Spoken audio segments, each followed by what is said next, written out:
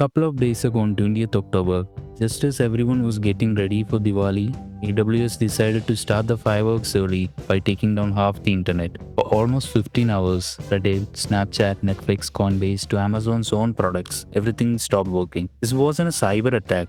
It all came down to a single point of failure in AWS region called US East 1. So before we get started, what even is a region? When you use AWS, you pick a region, basically a physical cluster of data centers in one part of the world. Regions are strategically placed across the globe, allowing users to deploy their apps closer to their customers for lower latency. The one called US East 1 in Northern Virginia is AWS's oldest, biggest, and most important region. Inside each of these regions, there are smaller isolated data centers called availability zones, and each of them are independent and has their own power, cooling, and networking. Now, AWS recommends not to put all your eggs in one basket. Like, spread your app across multiple AZs. If one of them goes down, the others keep your service running. But big apps like Snapchat and Reddit already do this, so how did the whole internet go down?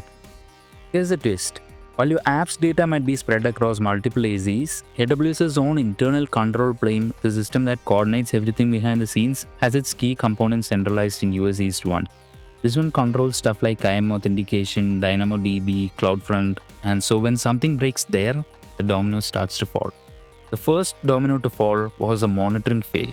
See, deep inside AWS, there's an internal subsystem that monitors the health of its network load balancers. Now, load balancers, you can think like traffic police. They are what direct the traffic across the network. And this tool was supposed to monitor the health of this network load balancers. It was an observability tool. Now, around 3 a.m., that subsystem malfunctioned and began marking healthy servers as unhealthy. Now, automatically, the automated AWS network believed these false reports, and in an attempt to fix the problem that didn't exist, it set into action the second domino. Specifically, it disrupted the DNS records for DynamoDB, a widely used cloud database service. So, in simple terms, you can think of DNS as like an address book for internet. It turns a name like google.com, which is readable to us, into an IP address, which is what machines use behind the scenes. And because DNS address book was now broken, nobody could find the address for the database. And that is when the internet broke. See, the apps themselves were fine. They were sitting in their data centers, but completely unable to access their data. So the fix seems easy, right? But why did it take 15 hours?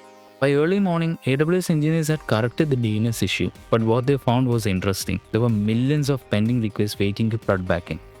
Imagine a stadium with 100,000 fans logged in. The moment you open the gate, you can't just let them all rush in. You'll create a stampede, right? Similarly, AWS had millions of services trying to reconnect at the same second.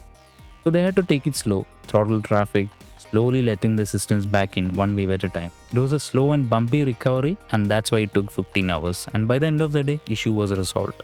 It was just a chain reaction from one broken monitoring system. But the timing of the outage is interesting. See, months leading up to this, Amazon CEO has been publicly praising how its AI is now writing huge portions of their code. There were even layoffs at AWS citing AI automation. Now, to be crystal clear, there's zero evidence this outage was caused by AI-generated code, but it's food for thought. Anyways, this outage is a massive lesson. It showed how the world is dependent on AWS and why AWS is Amazon's most revenue-generating product. Thanks for watching.